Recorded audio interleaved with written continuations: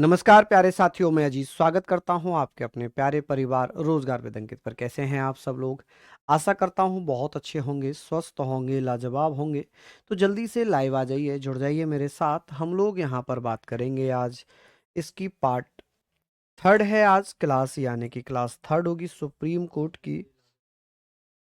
यहाँ पर हम चर्चा कर रहे हैं, पॉलिटी तो हमारा सब्जेक्ट चल ही रहा है और पॉलिटी में आज हम लोग कंप्लीट कर रहे हैं सर्वोच्च न्यायालय। क्या पढ़ रहे हैं हम?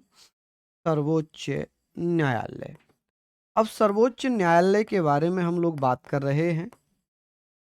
सर्वोच्च न्यायालय यानी कि जिसे हम सुप्रीम कोर्ट कहते हैं, उच्चतम न्यायालय कहते हैं, सुप्रीम कोर्ट या उच्चतम न्यायालय, उच्चतम न्यायालय।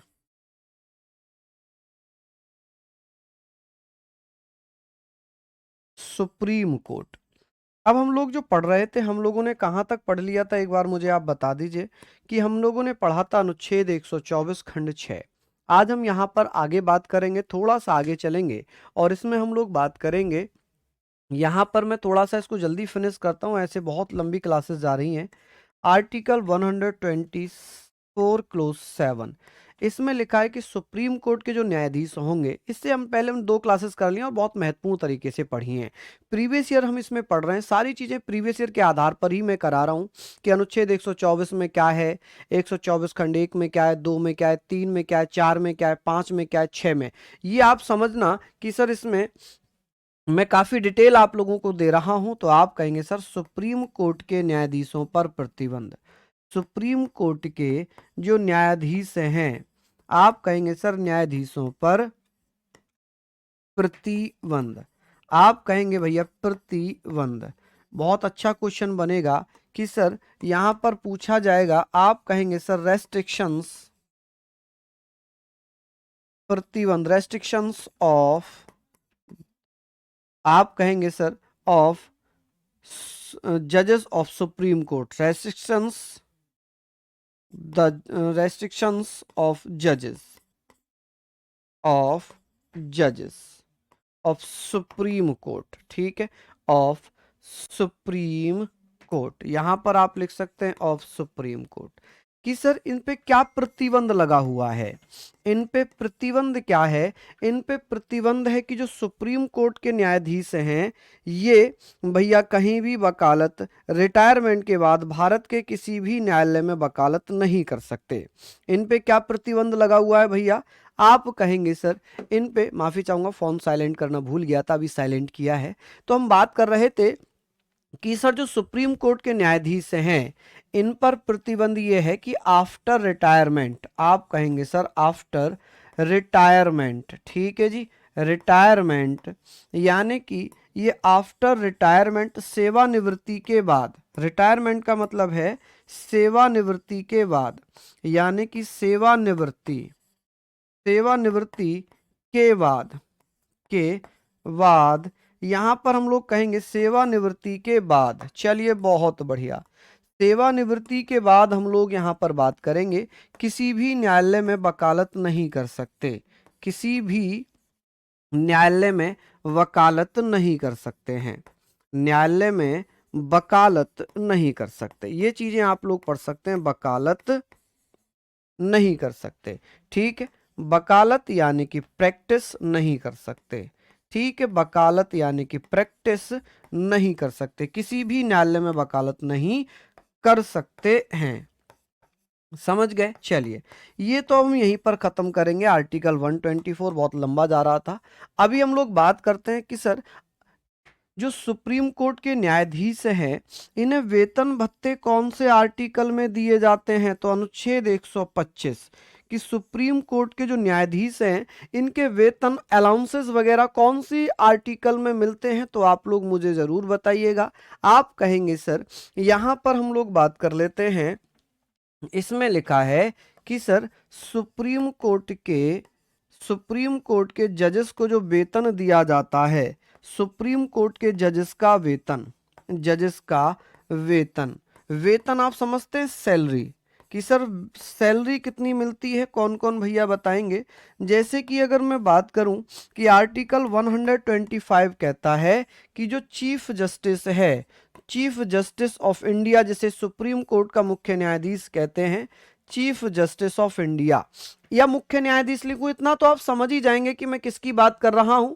आप कहेंगे सर यहां पर जो मुख्य न्यायाधीश है इसे जो वेतन दिया जाता है, चीफ जस्टिस, इसे मुख्य न्यायाधीश लिख दूं, वरना फिर आप कहोगे सर आप शॉर्ट लिख रहे हो। मुख्य न्यायाधीश कि सर मुख्य न्यायाधीश चीफ जस्टिस कि सर इसे कितना वेतन दिया जाता है, आप कहेंगे सर 2,80,000, 2,80,000, ठीक है, पर मंथ मिलता है। और भैया जो अन्य न्यायाधीश होते हैं, जो अन्य न्यायाधीश होते हैं, अदर जजेस होते हैं सुप्रीम कोर्ट के, इन्हें कितना वेतन मिलता है, आप कहेंगे सर 2,25,000, 2,25,000 रुपए इन्हें पर मंथ दिया जाता है। और ये जो वेतन है ना, ये भारत की संचित निधि से दिया जाता है। यहां पर लिख देता हूं कि सर जो ये वेतन है, सैलरी है, ये कहां से मिलती है, ये इन्हें दी जाती है भारत की संचित निधि से, भारत की संचित निधि से। आप कहेंगे सर भारत की संचित निधि, यानी कि कॉन्सोलिडेटेड फंड ऑफ इंडिया, ये सारी चीजें आप लोग लिखेंगे, consolidated, consolidated fund of India. चलिए यहां तक आप लोगों ने लिख लिया क्या, यहां तक आप लोगों ने लिख लिया क्या, अच्छे से आप लोग मुझे बताइए। सारी चीजें आप लोगों की हो गई, ये हमने सारी चीजें पढ़ ली। अब हमने यहां पर ये सारी चीजें तो पढ़ ही ली, कोई दिक्कत कोई समस्या नहीं आनी चाहिए। अब बात आती है सर सुप्रीम कोर्ट में कार्यवाहक मुख्य न्यायाधीश की नियुक्ति, जिसे हम क्या बोलेंगे, 2,50,000 मिलता है, बिल्कुल। ओ 2,80,000, 2,50,000 ही तो होगा। माफी चाहूंगा भैया, माफी चाहूंगा, माफी चाहूंगा भैया, दिल से माफी चाहूंगा। हाँ जी, 2,50,000 रुपए, कितना, 2,50,000 रुपए ये मिलता है, बिल्कुल बिल्कुल 2.5 लाख रुपए। क्योंकि भैया यहां पर कितना, 2,80,000 रुपए, 2,80,000 रुपए किसे मिलता है, तो आप कहेंगे सर मुख्य न्यायाधीश को, और 2,50,000 अन्य न्यायाधीश को। मैंने 2,25,000 लिख दी हाई कोर्ट के न्यायाधीश की नियुक्त सैलरी। हाँ माफी चाहूंगा भैया, माफी चाहूंगा दिल से। हाँ जी, कौन थे जिन्होंने, हाँ पर ब्रह्मन जी, बहुत बढ़िया, पर ब्रह्म जी कह रहे हैं, बिल्कुल राहुल जी कह रहे हैं, बिल्कुल बिल्कुल धन्यवाद, माफी माफी। चलिए तो ब्लंडर मिस्टेक हो जाती, आज टहल का मच जाता ग्रुप में। अजीत सर ने पढ़ाया गलत, अजीत सर ने लिखा 2,25,000 सैलरी, अजीत सर को नहीं आता पढ़ाना है, आज बवंडर कट जाता। चलिए कोई बात नहीं, बहुत बहुत धन्यवाद आपका, बहुत बहुत धन्यवाद जो भाई जिसने भी ये बताया उसके लिए दिन धन्यवाद। ये सारी चीज़ें हम लोग पढ़ रहे हैं, किसी को कोई आपत्ति कोई समस्या नहीं होनी चाहिए।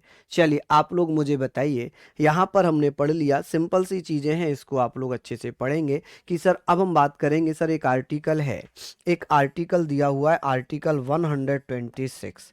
इसमें क्या लिखा है, इसमें लिखा है कि सर सुप्रीम कोर्ट में जब मुख्य न्यायाधीश का पद खाली हो तब ऐसी स्थिति में क्या होगा कि सर सुप्रीम कोर्ट के मुख्य न्यायाधीश की मृत्यु हो गई हो, सुप्रीम कोर्ट के जो न्यायाधीश हैं, जो न्यायाधीश हैं, अगर उनका पद खाली है, वो किसी कार्य को करने में असमर्थ है, ऐसी स्थिति में कार्यवाहक मुख्य न्यायाधीश की नियुक्ति होगी।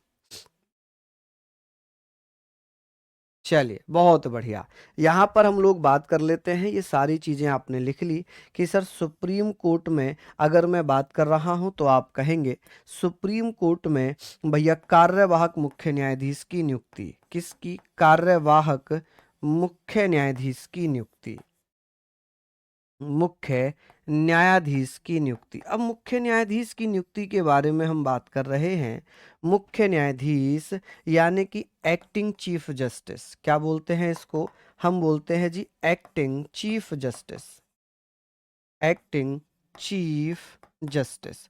कि सर मुख्य न्यायाधीश की नियुक्ति किसके द्वारा और कब की जाती है, तो अभी मैंने बताया कि सर राष्ट्रपति करते हैं। कौन करते हैं जी, राष्ट्रपति करते हैं।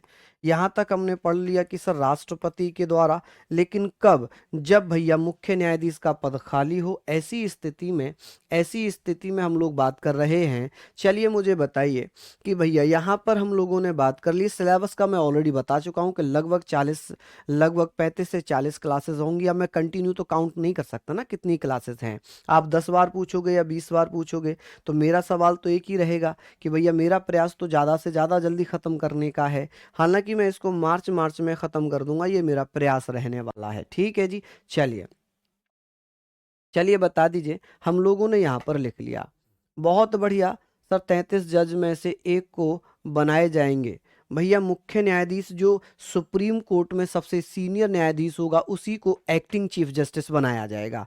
देखिए राष्ट्रपति किसे कार्यवाहक मुख्य न्यायाधीश बनाते हैं कि जो मुख्य न्यायाधीश के बाद सबसे सीनियर होता है उसी को कार्यवाहक मुख्य न्यायाधीश के रूप में अपॉइंट कर दिया जाता है राष्ट्रपति जी के द्वारा। ठीक है जी।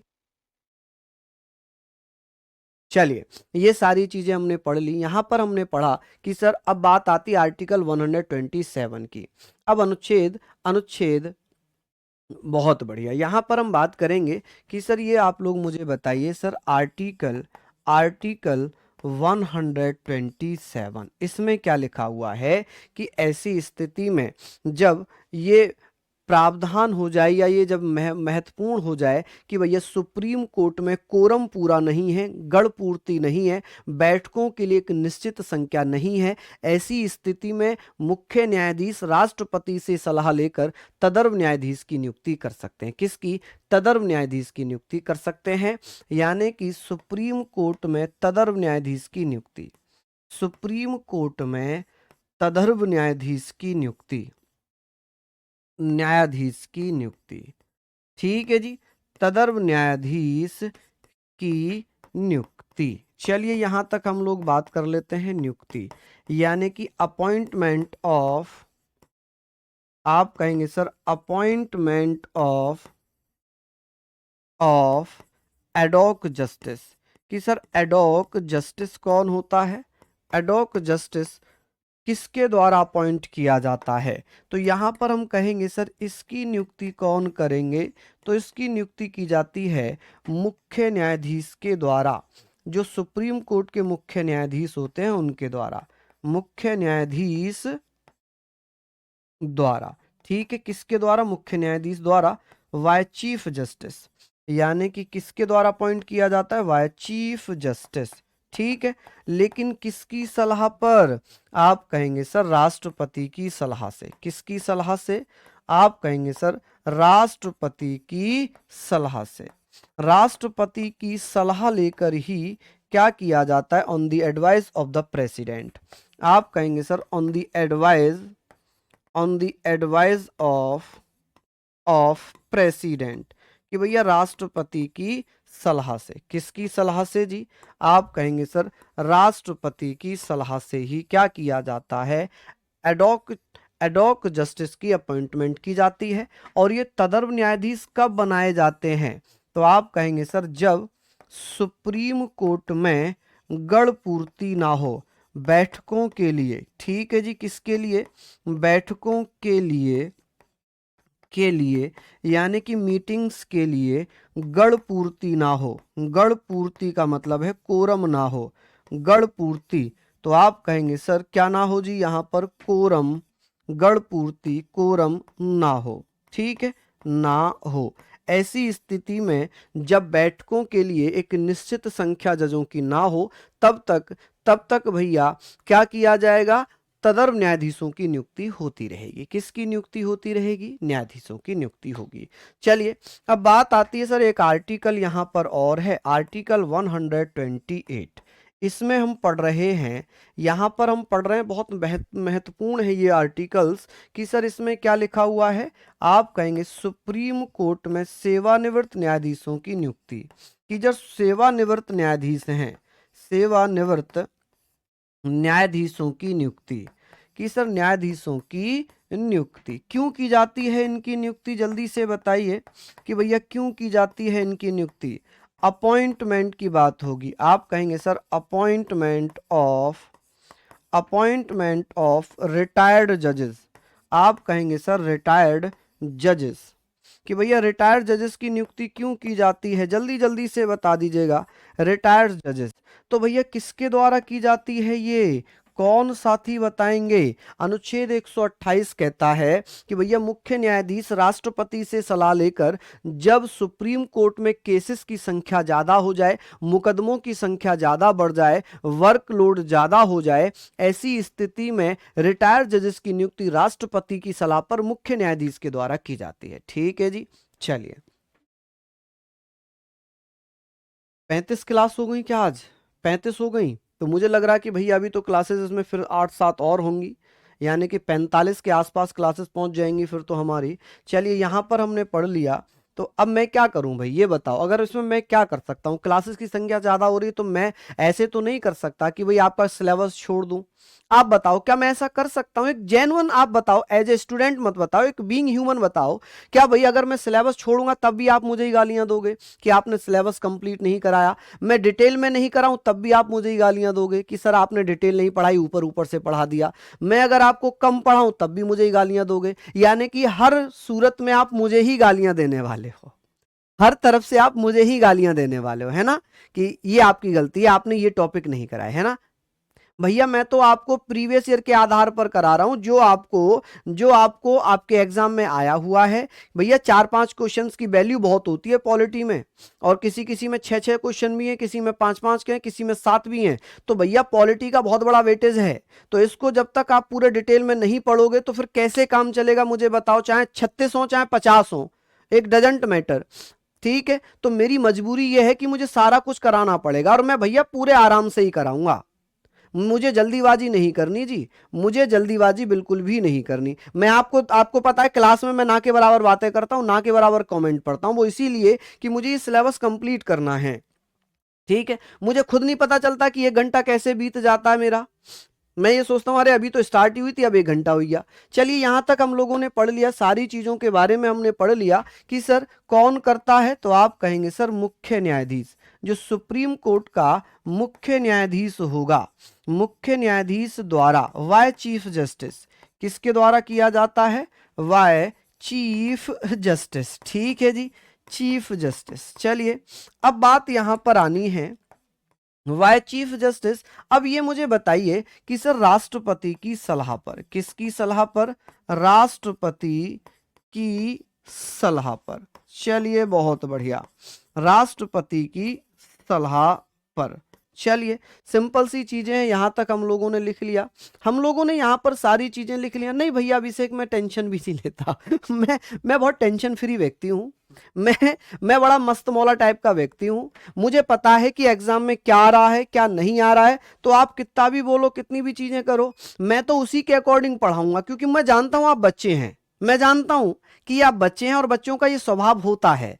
ठीक है, लेकिन मैं अपने अकॉर्डिंग ही कराऊंगा कि जो आपके लिए बहुत महत्वपूर्ण है वही मैं कराने वाला हूं। ठीक है, अब एक आर्टिकल है, एक आर्टिकल और मैं यहां पर बता दूं, इसका कारण क्या है, किस कब किया जाता है, क्यों नियुक्ति की जाती है इनकी, कारण है जब सुप्रीम कोर्ट में वर्कलोड बढ़ जाए, जब सुप्रीम कोर्ट में केसेस बढ़ जाएं, क्या हो जाए, केसेस बढ़ जाएं। ठीक है, बढ़ जाएं, यानी कि मुकदमों की संख्या ज्यादा हो जाए, वर्कलोड ज्यादा हो जाए, ऐसी स्थिति में वर्कलोड ज्यादा हो जाए, ऐसी स्थिति में भैया क्या होगा, वर्कलोड ज्यादा हो जाए।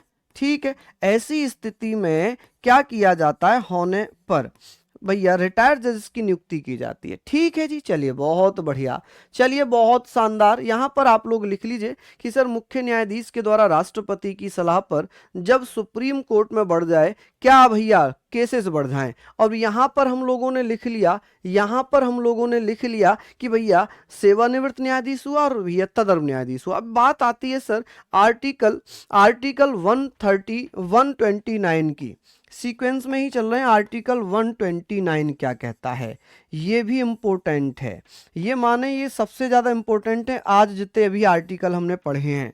यहां पर इसमें लिखा है कि सुप्रीम कोर्ट एक अभिलेख न्यायालय है। क्या है जी, एक अभिलेख अभिलेख न्यायालय है, और अभिलेख न्यायालय को जिसे हम कोर्ट ऑफ रिकॉर्ड भी कहते हैं, क्या कहते हैं, कोर्ट ऑफ रिकॉर्ड भी कहते हैं, कि भैया जितने भी कार्यवाहियां होंगी सुप्रीम कोर्ट की, जितने भी केसेस होंगे, उनके जो निर्णय हैं, जो डिसीजंस हैं, वो रिकॉर्ड हैं, वो संरक्षित साक्ष्य के रूप में रखे हुए हैं। यानी कि सुप्रीम कोर्ट क्या है भैया, सुप्रीम कोर्ट एक अभिलेख न्यायालय है। क्या है, एक अभिलेख न्यायालय। अभिलेख, आप कहेंगे सर अभिलेख न्यायालय, यानी कि अभिलेख न्यायालय को हम कोर्ट ऑफ रिकॉर्ड कहते हैं। कि सुप्रीम कोर्ट क्या है, आप कहेंगे सर कोर्ट ऑफ रिकॉर्ड है, कोर्ट ऑफ रिकॉर्ड, कि भैया जितने भी कार्यवाहियां हुई होंगी वो सभी रिकॉर्ड होंगी। हमें कैसे पता चलता है कि केशवानंद भारती वर्सेस केरल स्टेट में ये था, कि भैया बेरूवादी मामले में ये था, कि भैया शंकराचार्य मामले में ये था, गोपालानंद मामले में ये था, ये सारी चीजों के बारे में हमें जो पता चल रहा है वो कैसे पता चल रहा है, तो आप कहेंगे सर ये पता हमें यहीं से चल रहा है, क्योंकि सारी चीजें क्या हुई हैं, तो आप मुझे बताइएगा। सिंपल सी चीजें हैं कि कोर्ट ऑफ रिकॉर्ड, इसका मतलब है जितनी भी कार्यवाहियां सुप्रीम कोर्ट की हुई हैं, जितने भी डिसीजंस हुए हैं, उनकी सबकी कार्यवाही, सभी के डिसीजन रिकॉर्ड हैं, रखे हुए हैं। रिकॉर्ड का मतलब ये नहीं वीडियोग्राफी करा ली और रिकॉर्ड हो गए ना, साक्ष्य के रूप में, एविडेंस के रूप में, साक्ष्य के रूप में, आप कहेंगे सर साक्ष्य या एविडेंस के रूप में रखे हुए हैं। ठीक है जी, एविडेंस के रूप में रखे हुए हैं। ठीक है, किसके कितने, कब कौन सा डिसीजन था, किसमें क्या लिया था। आपने देखा होगा कभी कभी वकील कहते हैं ना कि उस न्यायालय में माननीय सुप्रीम कोर्ट का ये आदेश था, उसको प्रेफरेंस बना लिया जाए। ठीक है, आपने देखी होंगी। अब बात आती है सर आर्टिकल 130, आर्टिकल 130, इसमें लिखा है कि सुप्रीम कोर्ट का स्थान, यहां पर लिखा हुआ है कि सर्वोच्च न्यायालय कह लें या सुप्रीम कोर्ट कह लें, सर्वोच्च न्यायालय या सुप्रीम कोर्ट कह लें का स्थान, कि भैया सुप्रीम कोर्ट कहां कहां पर अपनी बैठकें कर सकता है, स्थान कह लें या बैठकें कह लें या सुनवाई कह लें सर, स्थान बैठक, कि भैया कहां पर बैठक कर सकता है। क्या सुप्रीम कोर्ट दिल्ली के बाहर भी बैठक कर सकता है, आप कहेंगे बिल्कुल, आप कहेंगे बिल्कुल बैठक कर सकता है जी। तो भैया जब बैठक कर सकता है तो वो कहां पर करेगा, या आज तक कभी ऐसा हुआ है। चलिए बहुत बढ़िया, आप कहेंगे सर सुप्रीम कोर्ट ने का जो बैठक है, सीट ऑफ सुप्रीम कोर्ट भी कह सकते हैं इसे सीट ऑफ सुप्रीम कोर्ट भी कह सकते हैं। क्या कहेंगे, seat of Supreme court, supreme court, seat of Supreme court. यहां पर हम लोग पढ़ेंगे कि सर आज तक इसने दो जगह पर बैठक की है। एक तो श्रीनगर में सुप्रीम कोर्ट ने अपनी बैठक की है, श्रीनगर में, और दूसरी बैठक की है इसने हैदराबाद में। कहां पर, हैदराबाद। आप कहेंगे सर इसने दो जगह पर बैठक की है, कितनी जगह पर बैठक की है जी, दो जगह पर इसने अपनी अभी तक बैठकें की हैं, एक तो हैदराबाद में और एक श्रीनगर में। चलिए अब बात करते हैं सुप्रीम कोर्ट का क्षेत्र अधिकार, अनुच्छेद 131, आर्टिकल 131, कि सर सुप्रीम कोर्ट के क्षेत्र अधिकार यानी कि जुरिक्शंस ऑफ द सुप्रीम कोर्ट। और जुरिक्शंस ऑफ सुप्रीम कोर्ट में जो इंपॉर्टेंट आर्टिकल है वो क्या है, आप कहेंगे सर अनुच्छेद 131। 131 में क्या लिखा है, प्रारंभिक क्षेत्र अधिकार, कि सुप्रीम कोर्ट का प्रारंभिक क्षेत्र अधिकार में क्या लिखा हुआ है, ओरिजिनल जुरिक्शन में क्या लिखा है, कि सुप्रीम कोर्ट में लिखा है कि जब केंद्र और राज्यों के मध्य मतभेद होंगे या मूल अधिकारों से संबंधित कोई भी चीजें होंगी, इन सब को सुप्रीम कोर्ट के किस में डाला है, ओरिजिनल क्षेत्र अधिकार में, यानी कि प्रारंभिक क्षेत्र अधिकार में, मूल क्षेत्र अधिकार में डाला हुआ है। ठीक है जी, चलिए हम लोगों ने सारी चीजों को पढ़ लिया। कि भैया ये बताइए, ये हमने पढ़ा कि सर एक आर्टिकल है, आर्टिकल कौन सा है, यहां पर हेडिंग डालिएगा, हेडिंग डालिएगा कि सर सुप्रीम कोर्ट का क्षेत्र अधिकार, सुप्रीम कोर्ट का क्षेत्राधिकार,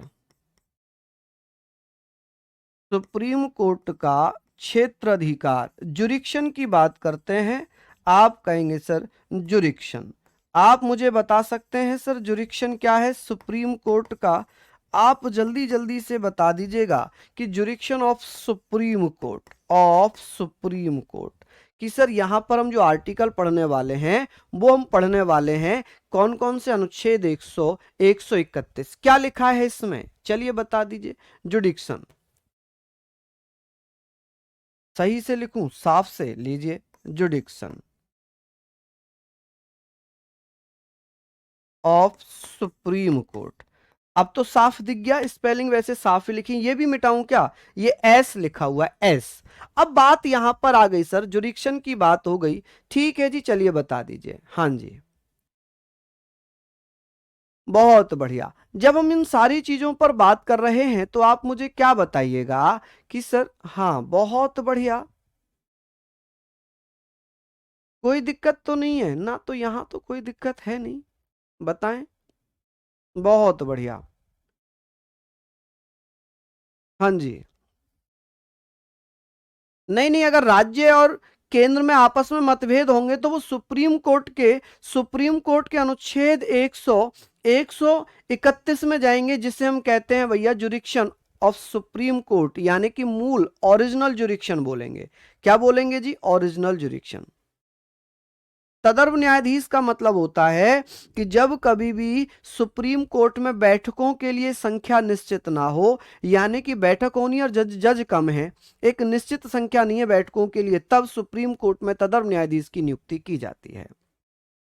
चलिए बहुत बढ़िया, बहुत शानदार, चलिए बहुत बढ़िया, बहुत शानदार, लिख लिया यहां पर। हाँ जी, किसी को कोई समस्या है क्या, क्या समस्या हो रही है भैया?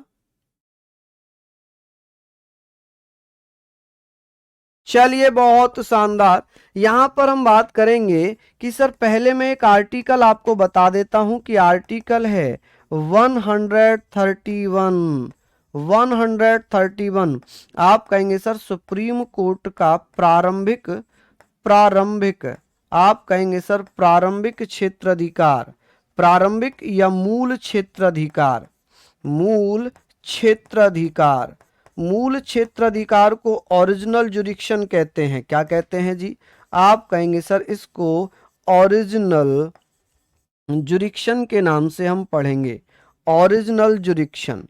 चलिए आप लोग मुझे बताइए कि सर ओरिजिनल जुरिक्शन, ठीक है, ऑफ सुप्रीम कोर्ट, ठीक है, ऑफ सुप्रीम कोर्ट, कि सर ओरिजिनल जुरिक्शन में क्या क्या चीजें आ गई, कि सर जब कभी भी दो या दो से अधिक राज्य, यहां पर ऐसे लिखना कि सर केंद्र एवं राज्यों के मध्य विवाद, केंद्र एवं राज्यों के मध्य विवाद, ये किस मामले में आएगा, राज्यों के मध्य विवाद।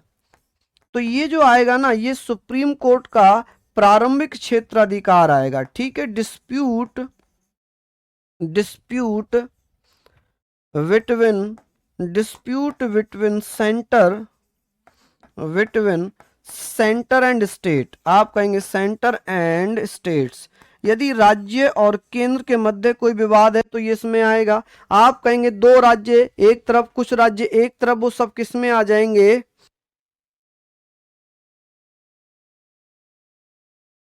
चलिए बहुत बढ़िया, शानदार, लाजवाब। चलिए लिख लिया आप लोगों ने, यहां पर हम सारी चीजों पर डिटेल में चर्चा कर रहे हैं। तो हम कहेंगे sir dispute, dispute between centre and state, इस प्रकार के जो मामले होंगे वो सुप्रीम कोर्ट के क्षेत्राधिकार में आ जाएंगे, ठीक है जी। चलिए बहुत बढ़िया, यहां पर हमने लिख लिया। आगे हम बात कर लेते हैं, आगे हम लोग बात कर लेते हैं, बताइए, लिखिए इसको जल्दी से, जल्दी से इसको लिख लीजिए भैया। हाँ जी, ओरिजिनल अपीलेंट एडवाइजरी नहीं होती है, अपीलीय क्षेत्राधिकार होता है, अपीलीय क्षेत्राधिकार होता है विक्रम, जिसको हम बोलते हैं। हाँ जी, बहुत बढ़िया, शानदार, लाजवाब। चलिए लिख लीजिए यहां तक, बहुत बढ़िया, शानदार, लाजवाब। चलिए बहुत बढ़िया, उम्मीद है आप लोगों ने लिख लिया है यहां तक। आगे हम बात कर लेते हैं, हम बात करेंगे सर, एक आर्टिकल है आर्टिकल 132, इसे हम कहते हैं अपीलीय क्षेत्राधिकार।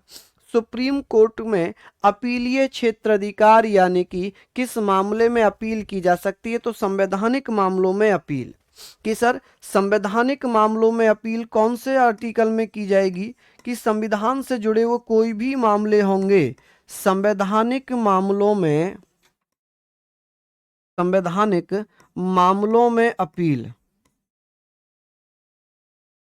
मामलों में अपील, आप कहेंगे सर संवैधानिक मामलों में अपील, यानी कि यहां पर आप लिखेंगे सर, यहां पर आप लिखेंगे भैया अपील इन कॉन्स्टिट्यूशनल मैटर, अपील इन कॉन्स्टिट्यूशनल मैटर,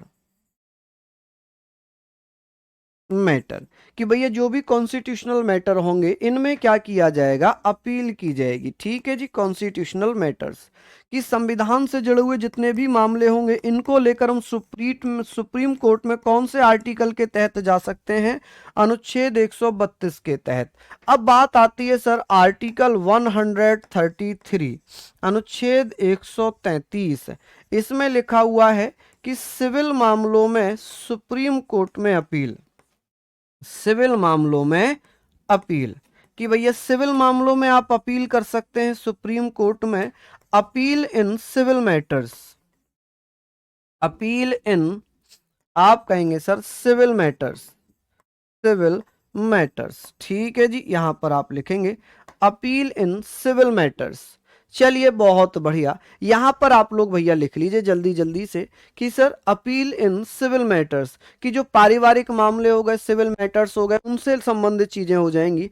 अब बात आती है सर यहां पर कौन सा है, कौन सा होगा अपील, अनुच्छेद 134 क्या कहता है, अनुच्छेद 134 में क्या लिखा है, इसमें लिखा है कि सर यहां पर आपराधिक मामलों में अपील, सुप्रीम कोर्ट में आपराधिक मामलों में, किसमें, आपराधिक मामलों में अपील अगर करेंगे, आपराधिक मामलों में अपील, आपराधिक मामलों में अपील, में अपील, यानी कि आप कह सकते हैं सर यहां पर appeal in criminal matter, criminal matters. चलिए क्रिमिनल मैटर्स, तो ये सारी चीजें आप लोग मुझे बताएं, किसी को कोई दिक्कत है यहां तक, यहां तक किसी को कोई समस्या हो रही हो तो बताएं। होली की छुट्टी जो है 14, 15, 16 तक रहेंगी, ठीक है। चलिए हाँ जी, नहीं भैया मुझे लखनऊ जाना है, मुझे लखनऊ जाना है, हाँ मैं लखनऊ जाऊंगा। आपको पता ही है कि मेरे ब्रदर इन लॉ, एक ही ब्रदर इन लॉ थे, उनकी वो एक्सपायर हो गए थे, तो होली पर शायद उनकी पूजा पाठ वो रहेगा, तो मुझे लखनऊ ही जाना पड़ेगा होली पर, इस बार मैं घर नहीं जा पाऊंगा। ठीक है, तो आप लोग भैया मेहनत करें, रिवीजन करते रहना इस बीच। चलिए, हालांकि अभी कल भी क्लास होगी, परसों भी क्लास होगी। चलिए, सिविल और फौजदारी में क्या मामला है, देखिए फौजदारी हम उसे कह सकते हैं जैसे कि जो फैमिली मैटर्स हो गए, फैमिली मैटर्स हो गए वो सिविल में आ गए। फौजदारी में जैसे कोई लड़ाई झगड़ा हुआ या ये सब चीजें हो गई, ये आ गए फौजदारी में। जैसे लड़ाई झगड़े हो गए कि इन्होंने खेत में खेत छीन लिया, ये कर लिया, वो कर लिया, वो फौजदारी मामलों में आ गए। दीवानी मामले, फौजदारी मामले, ठीक है, वो सब आ जाएंगे सिविल में। और आपराधिक मामलों में जो क्राइम होता है, जो क्राइम किए जाते हैं, वो इसमें आ जाते हैं। भाई अब होली पे थोड़ी पढ़ा सकते हैं यार, हमें भी तो जाना पड़ेगा ना। अब होली पे कैसे पढ़ाएंगे, कह रहे आप नहीं पढ़ाओगे, भैया होली पे थोड़ी पढ़ाएंगे यार, हमारे लिए भी तो त्योहार है। और इनफैक्ट हमारे लिए त्योहार क्या, हमें तो त्योहार ही नहीं बन पाएगा क्योंकि हमें वहां पर रहना पड़ेगा पूजा में। ठीक है, हाँ जी, ये सारी चीजें आप लोग लिख ली। नहीं, मेरा घर तो अमरोहा में पड़ता है, गजरौला, गजरौला में, अमरोहा डिस्ट्रिक्ट है गजरौला में, वहां पर, लेकिन मुझे जाना लखनऊ पड़ेगा। ठीक है, ये सारी चीजें आप लोगों ने लिख ली। अब यहां तक हमने लिखा, अब बताइए सर अनुच्छेद 135 आर्टिकल, साइड हो जाऊं, लिख लीजिए।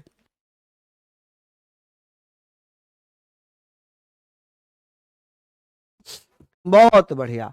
चलिए, राज्यों के राज्यों से विवाद वो इसी में आ जाएंगे ना, यहां पर आ जाएंगे ना, वो राज्यों का राज्यों से विवाद अगर होगा तो वो इसी में आ जाएंगे ना भैया। राज्यों का, या राज्यों में आपस में मतभेद, क्या होगा, आपस में मतभेद, ठीक है, डिस्प्यूट, आपस में मतभेद। आप क्या कहेंगे सर, यहां पर हम लोग बात करेंगे सर आपस में मतभेद, डिस्प्यूट डिस्प्यूट बिटवीन स्टेट्स, यानी कि अगर आपस में मतभेद हैं, ईच अदर डिस्प्यूट इन स्टेट्स, एक दूसरे के साथ मतभेद है, तो ये सारी चीजें हो जाएंगी। ठीक है, चलिए आगे बात करते हैं। यहां पर हमने ये भी पढ़ लिया। अब आर्टिकल आर्टिकल 135 ये कहता है कि जो सुप्रीम कोर्ट है वो एक संघीय न्यायालय के रूप में काम करेगा, यानी कि सुप्रीम कोर्ट का संघीय न्यायालय होना। आप कहेंगे अनुच्छेद 135 बहुत अच्छा है। यहां पर हम लिखेंगे कि सर सुप्रीम कोर्ट एक, अब सुप्रीम कोर्ट सर्वोच्च न्यायालय, सुप्रीम कोर्ट ही लिख लीजिए, सुप्रीम कोर्ट एक संघीय न्यायालय होगा। क्या होगा जी? संघीय न्यायालय होगा। संघीय न्यायालय यानी कि फेडरल कोर्ट होगा। संघीय न्यायालय, संघीय न्यायालय का क्या मतलब है? फेडरल कोर्ट होगा, और फेडरल कोर्ट पूरे देश के लिए न्याय करेगा। फेडरल कोर्ट संघीय न्यायालय देश के लिए एक संघीय न्यायालय होगा। ये होगा जो सुप्रीम कोर्ट है भारत का सर्वोच्च न्यायालय है, वो संघीय न्यायालय होगा पूरे भारत के लिए। कि भैया सुप्रीम कोर्ट की जो अधिकारिता हैं, जो शक्तियां हैं, वो संघीय न्यायालय के रूप में मानी जाएंगी। ठीक है, यहां पर हम लोग बात कर लिए। चलिए बहुत बढ़िया, हाँ जी हाँ जी, बहुत बढ़िया, शानदार। अब हम बात करते हैं सर अनुच्छेद 136, कोई बहुत ज्यादा महत्वपूर्ण है नहीं, क्योंकि अगर मैं सारे ही आर्टिकल कराऊंगा तो बहुत समस्या होगी। ठीक है, आर्टिकल 137 पढ़ते हैं। आर्टिकल 137 इसमें क्या लिखा है कि सुप्रीम कोर्ट में जो न्यायिक पुनरावलोकन है, judicial review, the power of judicial review, यानी कि सुप्रीम कोर्ट का न्यायिक पुनरावलोकन का अधिकार। सुप्रीम कोर्ट जो है, सुप्रीम कोर्ट का न्यायिक पुनरावलोकन, न्यायिक पुनरावलोकन, न्यायिक पुनरावलोकन, आप कहेंगे सर पुनरावलोकन। सर ये क्या है पुनरावलोकन? आप कहेंगे सर जुडिशियल रिव्यू। क्या बोलेंगे आप? Judicial review of Supreme court, judicial review. मान लीजिए सुप्रीम कोर्ट ने अपना पहला कोई निर्णय दिया, जैसे कि वेरुवादी मामले में सुप्रीम कोर्ट ने कहा था, वेरुवादी वर्सेस यूनियन गवर्नमेंट 1960, वेरुवादी मामले में सुप्रीम कोर्ट ने कहा था कि प्रस्तावना संविधान का भाग नहीं है, उसमें संशोधन नहीं कर सकते। फिर 1973 केशवानंद भारती वर्सेस केरल स्टेट में क्या कहा? उसमें कहा कि सर ये बताइए कि प्रस्तावना संविधान का भाग है, उसमें संशोधन कर सकते हैं। प्रस्तावना संविधान का भाग है, उसमें संशोधन कर सकते हैं, यानी कि जुडिशियल रिव्यू पहले के निर्णयों को पलट दिया। इसका मतलब है सुप्रीम कोर्ट ने जो पहले कभी निर्णय दिए थे, भविष्य में अगर जरूरत पड़े तो उन निर्णयों को पलटा जा सकता है। जैसे कि एग्जाम्पल मैंने आपको बताया कि सुप्रीम कोर्ट ने वेरुवादी मामले में कहा था 1960 में कि प्रस्तावना संविधान का भाग नहीं है, इसमें संशोधन नहीं कर सकते। लेकिन लेकिन क्या किया गया? लेकिन बात यह आ गई कि भैया केशवानंद भारती वर्सेस केरल स्टेट 1973 के मामले में सुप्रीम कोर्ट ने कहा कि प्रस्तावना संविधान का भाग है, इसमें संशोधन कर सकते हैं। क्या कर सकते हैं? संशोधन कर सकते हैं। चलिए ये सारी चीजें हमने पढ़ ली। एक बच्चा कह रहा है सर संवैधानिक मामलों में अधिकतम जब जो न्यायिक पीठ बनती है ना, जो न्यायिक पीठ बैठती है, न्यायिक पीठ के लिए कम से कम 5 जज होना जरूरी है। 5 जज होना जरूरी है, कि कम से कम 5 जज होना जरूरी है न्यायिक पीठ में। चलिए बहुत बढ़िया, लिख लिया आप लोगों ने यहां पर? मुझे बताएं जल्दी जल्दी से बताइए कि ये हमने लिख लिए हैं, ये हमने लिख लिए। अब मुझे बताइए सर यहां तक किसी को कोई आपत्ति अगर हो रही हो तो जल्दी जल्दी से आप लोग बता देंगे। ठीक है, हाँ जी, बहुत बढ़िया, शानदार।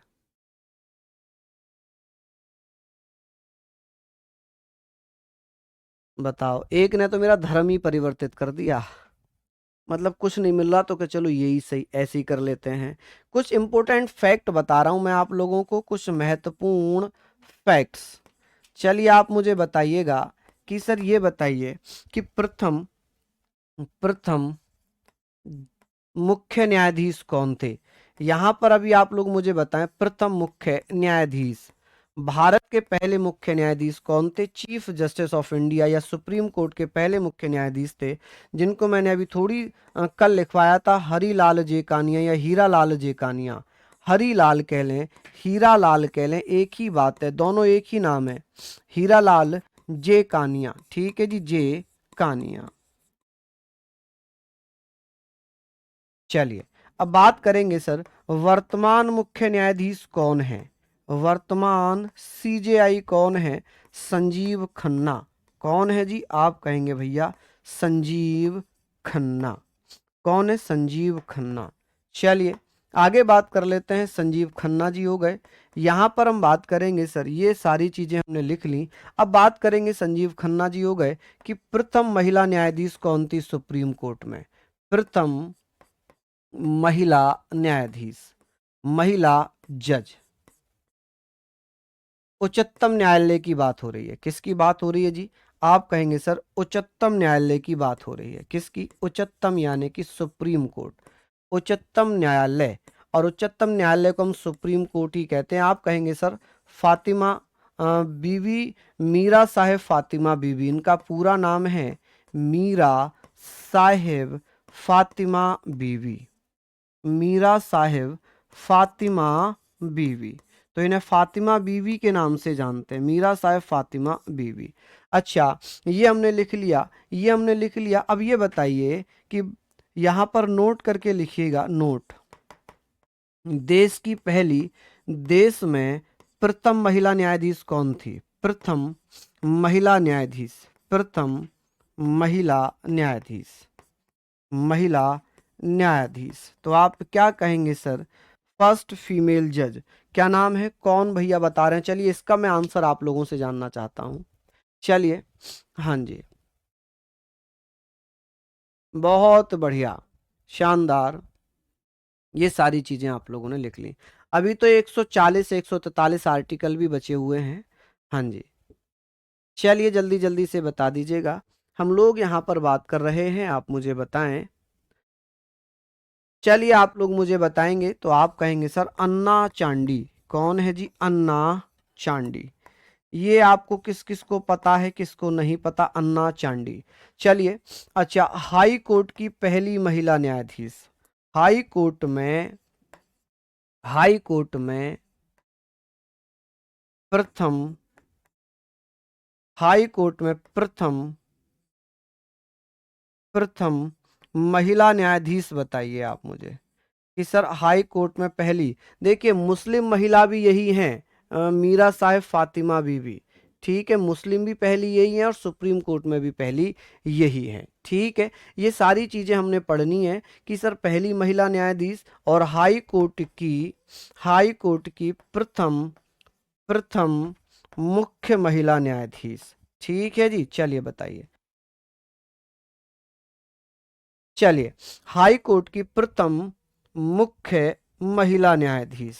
ठीक है जी, महिला न्यायाधीश। यहां तक आप लोग कहेंगे सर कौन हो जाएंगी? चलिए मैं आपको एक हिंट्स दे देता हूं कि एक बहुत फेमस राइटर हैं जिनका नाम है विक्रम सेठ।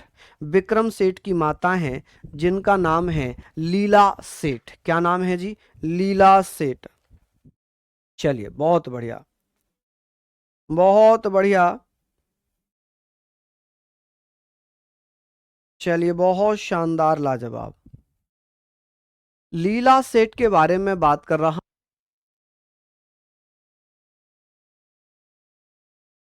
देखिए यहां पर हम बात करते हैं, आप कहेंगे सर लीला सेठ। कौन है? लीला सेठ। लीला सेठ किसकी थी? आप कहेंगे sir Himachal Pradesh high court की, हिमाचल प्रदेश हाई कोर्ट की पहली महिला न्यायाधीश थी। कौन थी? पहली महिला न्यायाधीश। अब बात आ रही है सर, ये हाई कोर्ट में पहली महिला जज कौन थी? तो यहाँ पर जो ये लीला सेठ है ना, दिल्ली हाई कोर्ट की पहली महिला जज भी बनी थी। लेकिन हमने तो पढ़ा पूछा है हाई कोर्ट की पहली महिला जज, हाई कोर्ट की पहली एक कह रहा सुमित्रा सेन। ना भैया, सुमित्रा सेन कहाँ से आ जाएंगी? कोई कह रहे हैं इंदु मल्होत्रा। नहीं भैया, नहीं, बिल्कुल नहीं। तो ये चीजें आप लोगों को पढ़नी चाहिए। हाँ जी, बहुत बढ़िया, शानदार, लाजवाब। चलिए बहुत बढ़िया। हाँ जी, बताए किसी को कोई आपत्ति, किसी को कोई समस्या? फीमेल जस्टिस अभी तक कोई नहीं बना, शिवम जी कोई नहीं बना है, कोई नहीं बना है। चलिए इसका आंसर आप लोग मुझे दीजिएगा। एक बच्चे ने पूछा है कि सर कि प्रथम प्रथम महिला मुख्य न्यायाधीश सुप्रीम कोर्ट की, तो आप क्या कहेंगे सर? चलिए बहुत बढ़िया, यहां पर हम बात करेंगे सर पहली महिला मुख्य न्यायाधीश सुप्रीम कोर्ट में कौन बन सकती हैं? मुख्य मुख्य न्यायाधीश सुप्रीम कोर्ट में।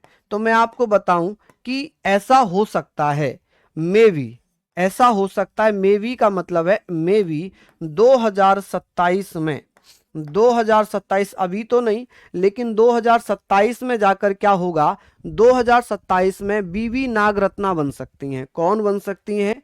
बीवी नागरत्ना। ये अभी वर्तमान में न्यायाधीश है सुप्रीम कोर्ट में, बीवी नागरत्ना।